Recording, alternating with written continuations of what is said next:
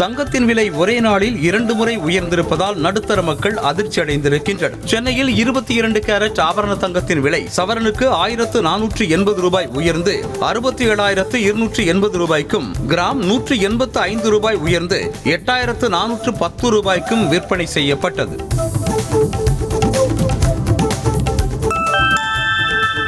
NEET விலக்கு தொடர்பாக முதலமைச்சர் மு க ஸ்டாலின் தலைமையில் சட்டமன்ற அனைத்துக் கட்சி கூட்டம் நடைபெற்றது. இந்த கூட்டத்தை அதிமுக மற்றும் பாஜக புறக்கணித்த நிலையில் காங்கிரஸ், பாமக, சிபிஎம், சிபிஐ உள்ளிட்ட 10 கட்சிகளின் சட்டமன்ற தலைவர்கள் பங்கேற்று ஆலோசனை நடத்தினர்.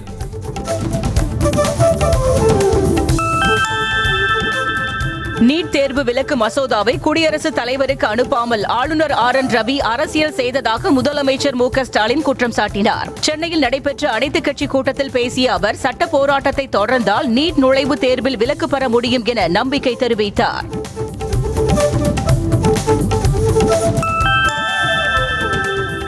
மத்திய உள்துறை அமைச்சர் அமித்ஷா வியாழக்கிழமை இரவு சென்னை வருகிறார். ITC கிராண்ட் சோலா ஹோட்டலில் தங்கி ஓய்வெடுக்கும் அவர் மறுநாள் மயிலாப்பூரில் உள்ள மூத்த பத்திரிகையாளர் குருமூர்த்தியை நேரில் சந்தித்து அதிமுக கூட்டணி மற்றும் தமிழ்நாடு பாஜகவின் தலைவர் தேர்வு தொடர்பாக ஆலோசனை நடத்துவார் என கூறப்படுகிறது.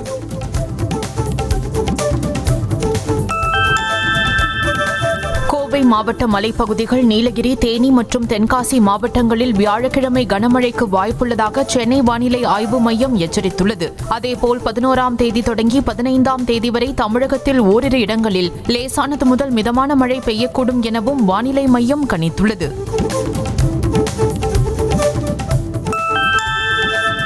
தூத்துக்குடி மாவட்டம் சாத்தான்குளம் பகுதியில் 1 மணி நேரத்திற்கு மேலாக பெய்த பலத்த மழை காரணமாக சாலைகளில் வெள்ளம் தேங்கியதால் வாகன ஓட்டிகள் அவதிக்குள்ளாகினர். கடந்த 1 வாரத்திற்கு மேலாக தொடர்ந்து வெயில் வாட்டி வதைத்து வந்த நிலையில் மதியத்திற்கு மேல் பெய்த இந்த மழையால் குளிர்ச்சியான சூழல் நிலவியது.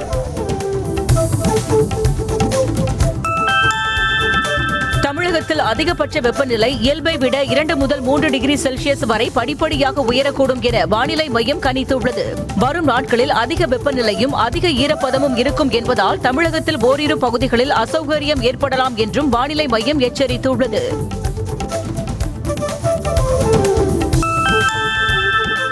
அரசு வேலைவாய்ப்பு துறையில் 32,35,683 பேர் வேலைவாய்ப்புக்காக பதிவு செய்துள்ளதாக தொழிலாளர் நலன்துறை கொள்கை விளக்க குறிப்பில் தெரிவிக்கப்பட்டுள்ளது. அதன்படி 17,80,297 ஆண்களும் 14,55,132 பெண்களும் மாற்றுப்பாலினத்தவர் 284 பேரும் பதிவு செய்துள்ளனர்.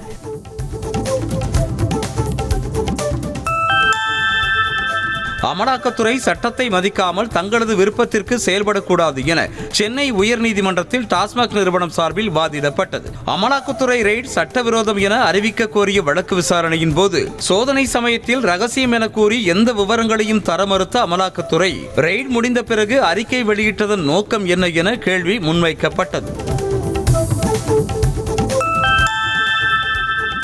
சட்டப்பேரவை கூட்டத்தொடரில் தொடர்ந்து 2வது நாளாக அதிமுக எம்எல்ஏக்கள் கருப்பு உடை அணிந்து பங்கேற்றனர். சட்டப்பேரவையில் மக்கள் பிரச்சினை குறித்து பேச சபாநாயகர் அனுமதி மறுப்பதாக குற்றம் சாட்டிய அவர்கள் பிரதான எதிர்க்கட்சி உறுப்பினர்களுக்கு முக்கியத்துவம் கொடுக்க வேண்டும் என வலியுறுத்தினர்.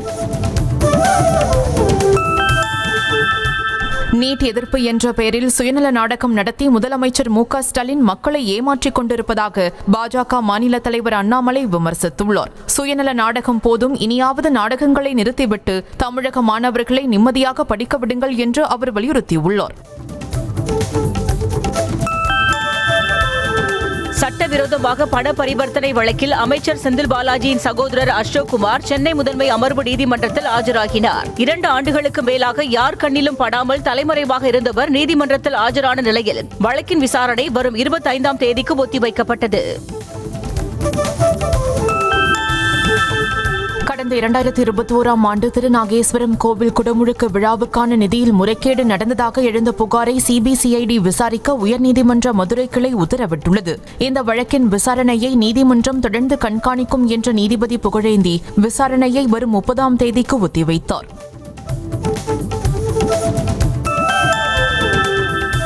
இணையவாசிகளிடையே தற்போது ட்ரெண்டிங்கில் உள்ள ஜிப்லி போட்டோக்களால் தனிநபர்கள் மற்றும் வணிக நிறுவனங்கள் சைபர் குற்றங்களுக்கு ஆளாகும் அபாயம் இருப்பதாக சைபர் கிரைம் போலீசார் எச்சரித்துள்ளனர். அங்கீகரிக்கப்படாத ஆப்கள் மற்றும் இணையதளங்களுக்கு புகைப்படங்களை வழங்கும் போது அவைகள் தவறான செயல்களுக்கு பயன்படுத்த வாய்ப்புள்ளதாக போலீசார் அறிவுறுத்தியுள்ளனர்.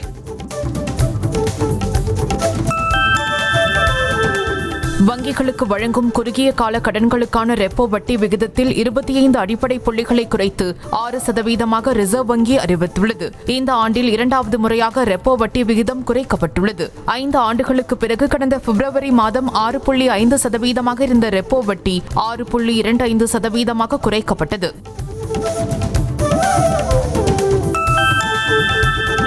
வரும் நிதியாண்டில் நாட்டின் பொருளாதார வளர்ச்சி 6.7%இலிருந்து 6.5% குறைந்துவிடும் என ரிசர்வ் வங்கியின் நிதிக் கொள்கை குழு தெரிவித்துள்ளது. சர்வதேச வர்த்தகத்தில் ஏற்பட்டுள்ள தேக்க நிலை மற்றும் அரசுகளின் கொள்கை மாற்றம் காரணமாக இந்தியாவின் பொருளாதார வளர்ச்சி குறையும் என ரிசர்வ் வங்கி கவர்னர் சஞ்சய் மல்ஹோத்ரா தெரிவித்தார். உலக அமைதி வேண்டி ஜெயின் சமூக மக்களால் நடத்தப்படும் நவ்கர் மகா மந்திர விழாவில் பிரதமர் மோடி பங்கேற்று மந்திரங்களை ஓதி பிரார்த்தனை செய்தார். டெல்லியில் உள்ள விக்யான் பவனில் நடைபெற்ற விழாவில் பங்கேற்ற பிரதமருக்கு நினைவு பரிசுகளை வழங்கி ஜெயின் மக்கள் கௌரவித்தனர். நாடு முழுவதையும் பிரதமர் மோடி விரைவில் விற்றுவிடுவார் என காங்கிரஸ் கட்சியின் தேசிய தலைவர் மல்லிகார்ஜுன கார்கே குற்றம் சாட்டியிருக்கிறார். காங்கிரஸ் கட்சியின் காரிய கமிட்டி கூட்டத்தில் பேசிய அவர், தனியாரிடம் விமான நிலையங்கள், துறைமுகங்கள், கனிம சுரங்கங்கள் தாரை பார்க்கப்படுவதே அதற்கான எடுத்துக்காட்டு என்று கடுமையாக சாடியிருக்கிறார். அமெரிக்காவில் இருந்து நாடு கடத்தப்பட்டுள்ள பயங்கரவாதி தாகூர் ராணா வியாழக்கிழமை காலை டெல்லி வந்தடைவான் என எதிர்பார்க்கப்படுகிறது. சிறப்பு விமானத்தில் ராணா இந்தியாவிற்கு அழைத்து வரப்படுகிறார். அவனை அடைப்பதற்காக டெல்லி மற்றும் மும்பை சிறைகளில் ஏற்பாடு செய்யப்பட்டுள்ளது. நாடாளுமன்றத்தில் நிறைவேறிய வக்பு சட்ட திருத்தத்தை மேற்கு வங்க மாநிலத்தில் அமல்படுத்த மாட்டோம் என அம்மாநில முதலமைச்சர் மமதா பானர்ஜி அறிவித்துள்ளார். கொல்கத்தாவில் நடந்த ஜெயின் சமூகத்தினரின் நிகழ்ச்சியில் பேசிய அவர், மத்திய பாஜக அரசின் வக்பு சட்ட திருத்தத்தால் மேற்கு வங்கத்தில் இஸ்லாமியர்களின் சொத்துக்கள் பாதிக்கப்படாது என்றார். பீகாரின் அஹியாப்பூர் கிராமத்தில் சுட்டெரிக்கும் வெயில் காலத்தில் ஏழை எளிய மக்களுக்கு போர்வைகள் விநியோகம் செய்த சம்பவம் அதிர்ச்சியை ஏற்படுத்தியுள்ளது. பாஜகவின் 46ஆம் ஆண்டு தொடக்க தினத்தை முன்னிட்டு அம்மாநில விளையாட்டுத்துறை அமைச்சர் சுரேந்திர மோக்தா 500க்கும் மேற்பட்டோருக்கு போர்வைகளை வழங்கினார். இதற்கு எதிர்க்கட்சிகள் கடும் கண்டனம் தெரிவித்து வருகின்றன. கர்நாடக மாநிலம் யாதகீர் மாவட்டத்தில் பெண்களைப் போல ஆண்கள் சேலை கட்டி 100 நாள் வேலை திட்டத்தில் 3 லட்சம் ரூபாய் வரை பலன் பெற்றது தெரியவந்துள்ளது. அதாவது ஏரியில் வேலை செய்யும் போது பெண்களைப் போல சில ஆண்கள் சேலை அணிந்து தலையில் முக்காடு போட்டு புகைப்படம் எடுத்துள்ளனர். அவற்றை 100 நாள் வேலை திட்டத்திற்கான NMMS எனப்படும் தேசிய மொபைல் கண்காணிப்பு சேவையில் பதிவேற்றம் செய்து ஊதியம் பெற்று வந்துள்ளனர். கேரள மாநிலம் கண்ணூரில் கொரோனா காலத்தில் 16 வயது சிறுமியை பாலியல் வன்கொடுமை செய்த மதரசா பள்ளி ஆசிரியர் முகமது ரஃபீக்கிற்கு 187 ஆண்டுகள் சிறை தண்டனை விதிக்கப்பட்டுள்ளது. மேலும் ஆசிரியருக்கு 9 லட்சம் ரூபாய் அபராதம் விதித்தும் தளிப்பரம்பா நீதிமன்றம் உத்தரவிட்டது. மனிதர்களையும் கால்நடைகளையும் முதலைகளிடமிருந்து காப்பாற்றும் வகையில் தஞ்சையில் முதலை பண்ணை அமைக்க இருப்பதாக வனத்துறை அமைச்சர் பொன்முடி சட்டப்பேரவையில் அறிவித்தார். சிதம்பரம் தொகுதி அதிமுக MLA KA பாண்டியன் எழுப்பிய கேள்விக்கு பதிலளித்த அமைச்சர் தஞ்சையில் விரைவில் முதலை பண்ணை அமைக்க இருப்பதாக உறுதியளித்தார்.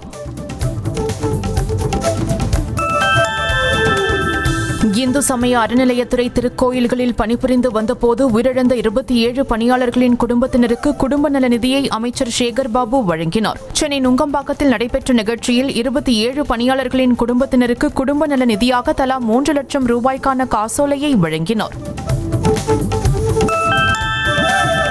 நெல்லை மாவட்டம் விக்கிரமசிங்கபுரம் நகராட்சியில் பல்வேறு முறைகேடுகள் நடைபெறுவதாக கூறி திமுக கவுன்சிலர்கள் வாக்குவாதம் செய்ததால் பதற்றமான சூழல் நிலவியது. சொந்த கட்சி கவுன்சிலர்களின் கேள்விக்கு பதிலளிக்க முடியாமல் திமுக நகர்மன்ற தலைவர் திகைத்து நின்றதால் ஆத்திரமடைந்த அவர்கள் உள்ளிருப்பு போராட்டத்தில் ஈடுபட்டனர்.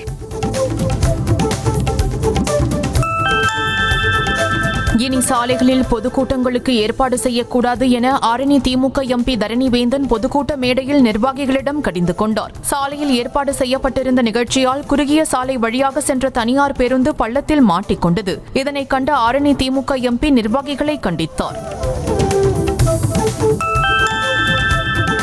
சென்னை ஆலந்தூர் அருகே ஹெராயின் போதைப்பொருள் விற்பனை செய்த அசாம் மாநில இளைஞரை கைது செய்த போலீசார் அவரிடமிருந்து 1.5 லட்சம் ரூபாய் மதிப்பிலான 13 கிராம் ஹெராயினை பறிமுதல் செய்தனர். அசாம் மாநிலத்தை சேர்ந்த நிஜாமுதீன் ரயிலில் போதைப் பொருட்களை கடத்தி வந்து கட்டட தொழிலாளர்கள், IT ஊழியர்கள், கல்லூரி மாணவர்களுக்கு விற்பனை செய்தது தெரியவந்தது. இந்த ஆண்டு தென்மேற்கு பருவமழை இயல்பான அளவுக்கு பொழியும் என தனியார் வானிலை ஆய்வு நிறுவனமான ஸ்கைமெட் தெரிவித்துள்ளது. பருவமழை காலம் முழுவதும் பெய்யும் மழையின் அளவு இயல்பாகவும் அதைவிட சற்று அதிகமாக 103% இருக்க வாய்ப்புள்ளது எனவும் தெரிவிக்கப்பட்டுள்ளது.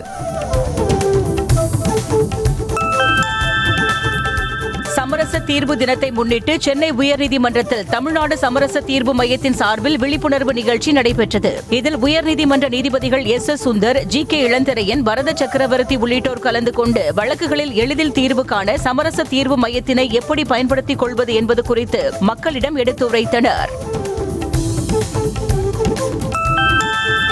பொது நிகழ்ச்சியில் அவமானகரமான சொற்களை பயன்படுத்தி பேசியதற்கு அமைச்சர் துரைமுருகன் 1 வாரத்திற்குள் மன்னிப்பு கேட்க வேண்டும், இல்லையென்றால் போராட்டத்தை முன்னெடுப்போம் என மாற்றுத்திறனாளிகள் சங்கம் வலியுறுத்தியுள்ளது. எதிர்க்கட்சியினரை விமர்சிக்க மாற்றுத்திறனாளிகளை அவமானப்படுத்தும் வகையில் அமைச்சர் துரைமுருகன் பேசியதாகவும் அது மிகுந்த மனவேதனையை ஏற்படுத்தியுள்ளதாகவும் தெரிவித்தனர். திருச்சி மாவட்டம் லால்குடி அருகே போதையில் ஏற்பட்ட தகராறில் நண்பரை துப்பாக்கியால் சுட்டுவிட்டு தலைமறைவான நபரை போலீசார் தேடி வருகின்றனர். பைக்கை காணவில்லை என உடன் வந்த நண்பர்களோடு பாண்டித்துரை என்பவர் தகராறு செய்திருக்கிறார். ஒரு வழியாக பைக்கை கண்டுபிடித்து ஒப்படைக்க வந்த சந்தோஷ் என்பவரை நீதான் பைக்கை திருடினாய் என கூறி பாண்டித்துரை ஏர்கன்னை கொண்டு சுட்டதாக கூறப்படுகிறது. கள்ளக்குறிச்சி மாவட்டம் உளுந்தூர்பேட்டை அருகே அரசு பேருந்தில் பயணிகள் குறைவாக இருந்ததாக கூறி நடத்துனரிடம் டிக்கெட் பரிசோதகர் வாக்குவாதத்தில் ஈடுபடும் வீடியோ வெளியாகியுள்ளது. அப்போது டிக்கெட் பரிசோதகரின் சட்டையை பிடித்து இழுத்து நடத்துனர் தாக்கியதாக கூறப்படுகிறது. புதுச்சேரி சாலை போக்குவரத்து கழகத்தில் பணிபுரியும் அனைத்து ஒப்பந்த ஓட்டுநர்கள் மற்றும் நடத்துனர்கள் தொடர் வேலைநிறுத்த போராட்டத்தில் ஈடுபட்டுள்ளனர். கடந்த 15 ஆண்டுகளுக்கு மேலாக பணியாற்றி வரும் நிலையில் பணி நிரந்தரம் செய்ய வலியுறுத்தி பல கட்ட போராட்டங்களை நடத்தினாலும் அரசு இதுவரை எந்தவித நடவடிக்கையும் எடுக்கவில்லை என கூறி தொடர் வேலைநிறுத்த போராட்டத்தில் ஈடுபட்டுள்ளனர்.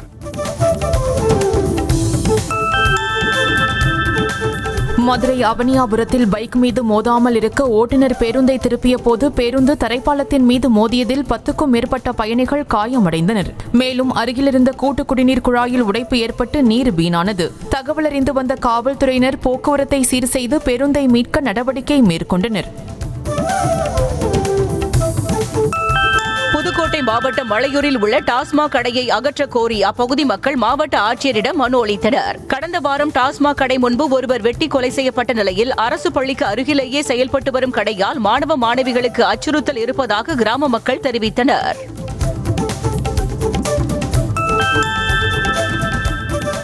செங்கல்பட்டு மாவட்டம் பெருங்களத்தூர் பகுதியில் செயல்பட்டு வரும் பிரின்ஸ் நர்சரி பள்ளி விரைவில் மூடப்படும் என்ற செய்தியை அறிந்த பெற்றோர்கள் பள்ளியை முற்றுகையிட்டு போராட்டத்தில் ஈடுபட்டனர். பள்ளியை நடத்தும் தாளாளருக்கு உடல்நிலை சரியில்லாத காரணத்தால் பள்ளியை மூடப்படுவதாக முடிவெடுத்து பெற்றோர்களின் செல்போனுக்கு குறுஞ்செய்தி அனுப்பப்பட்டதாக கூறப்படுகிறது.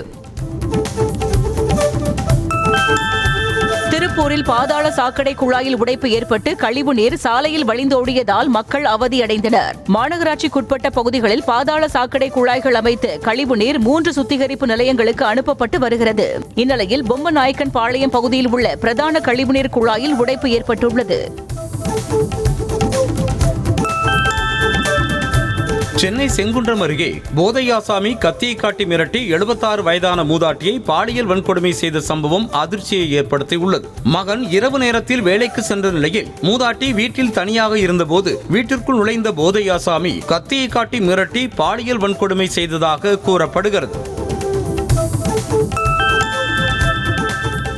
சென்னை அண்ணா நகரில் நடைபயிற்சி மேற்கொண்ட பெண்ணிடம் தவறாக நடக்க முயன்ற 5 பேரை போலீசார் கைது செய்தனர். அரும்பாக்கம் பகுதியைச் சேர்ந்த 30 வயது பெண் ஒருவர் அவரது ஆண் நண்பருடன் அண்ணா நகர் டவர் பார்க் பூங்கா அருகே நடைபயிற்சி மேற்கொண்ட போது அங்கிருந்தவர்கள் சிலர் தவறாக நடக்க முயன்றதாக கூறப்படுகிறது.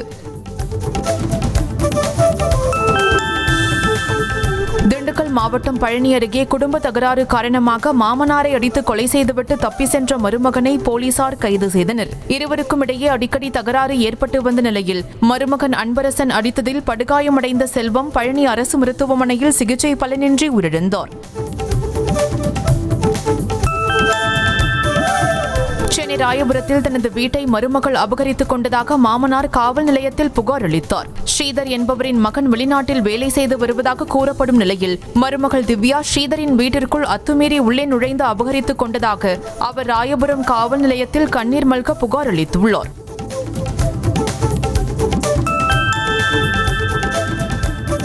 சென்னை தாம்பரத்தில் புதிய ஸ்கூட்டரில் குடிபோதையில் சென்ற இளைஞர் பெண் போலீசை தாக்கியதாக கைது செய்யப்பட்டார். இளைஞர் வேல்முருகன் சாலையை கடக்கும் போது திடீரென தவறி விழுந்ததாக கூறப்படுகிறது. இந்நிலையில் அவரை காப்பாற்ற சென்ற பெண் காவலரை வேல்முருகன் தாக்கியதாக தெரிகிறது. திருச்சி மாவட்டம் கீரிப்பட்டி கிராமத்தில் 20 லட்சம் மதிப்பீட்டில் கட்டப்பட்ட மேல்நிலை நீர்த்தேக்க தொட்டி 2 ஆண்டுகளாகியும் பயன்பாட்டுக்கு வராமல் இருப்பதால் வரிப்பணம் வீணாகி வருவதாக குற்றச்சாட்டு எழுந்துள்ளது. அதேபோல் ஜல்ஜீவன் திட்டத்தின் கீழ் குடிநீர் குழாய்கள் பதிக்கப்பட்டு அதுவும் கடந்த ஓராண்டு காலமாக பயனற்று இருப்பதாக கூறப்படுகிறது.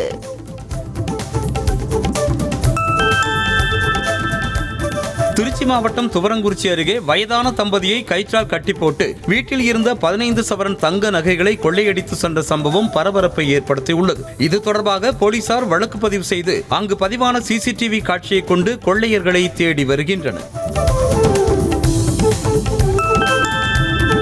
அனைவருக்கும் சமமான பணி வழங்க வலியுறுத்தி சிதம்பரத்தில் உள்ள மாவட்ட அரசு மருத்துவக் கல்லூரி மருத்துவமனையில் செவிலியர்கள் தர்ணாவில் ஈடுபட்டனர். மருத்துவமனை உயரதிகாரிகளின் பரிந்துரை பேரில் குறிப்பிட்ட செவிலியர்களுக்கு இரவு பணி வழங்கப்படுவதில்லை என்ற புகார் கூறப்பட்டது. இதனால் மற்ற செவிலியர்கள் பாதிக்கப்படுவதாக குற்றம் சாட்டப்பட்டது. விழுப்புரம் மாவட்டம் திருவெண்ணைநல்லூர் வட்டாட்சியர் அலுவலகத்தில் வீட்டுமனை பட்டா கேட்டு போராட்டத்தில் ஈடுபட்ட மாற்றுத்திறனாளிகள் போலீசார் மற்றும் அதிகாரிகள் அப்புறப்படுத்தியதால் தரையில் அமர்ந்து தர்ணாவில் ஈடுபட்டனர். தேர்தல் நெருங்குவதால் நடப்பு சட்டமன்ற கூட்டத்தொடர் முடிவதற்குள்ளாகவே பட்டா வழங்க கோரி வாக்குவாதத்தில் ஈடுபட்டதால் அவர்கள் அப்புறப்படுத்தப்பட்டனர்.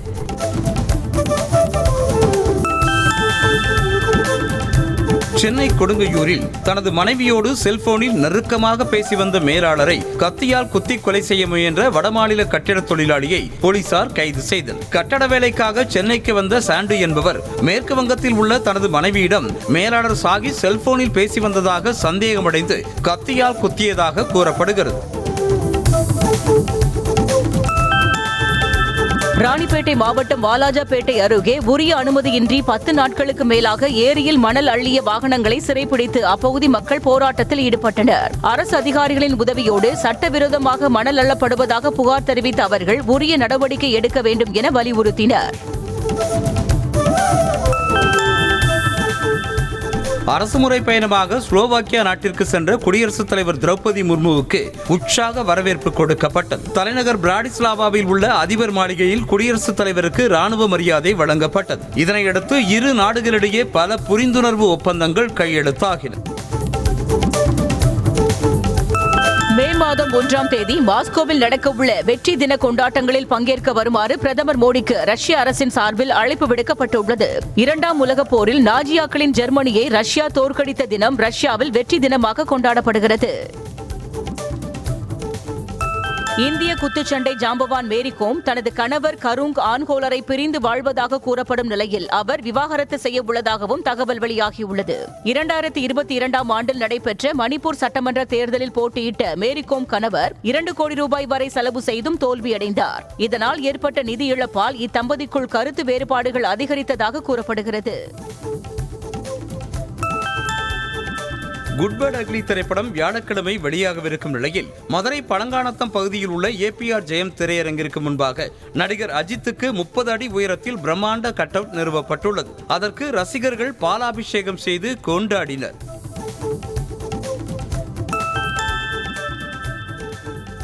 சென்னை மயிலாப்பூர் கபாலீஸ்வரர் திருக்கோயில் தேரோட்டம் வெகு சிறப்பாக நடைபெற்றது. இத்தலத்தின் பங்குனி பெருவிழா கடந்த 3ஆம் தேதி கொடியேற்றத்துடன் தொடங்கியது. சிகர நிகழ்ச்சியான தேரோட்டம் நூற்றுக்கணக்கான பக்தர்கள் மத்தியில் வெகு சிறப்பாக நடைபெற்றது. கபாலி கபாலி என பக்தி முழக்கமிட்டவாறே பக்தர்கள் தேரை வடம் பிடித்து இழுத்து வழிபாடு செய்தனர்.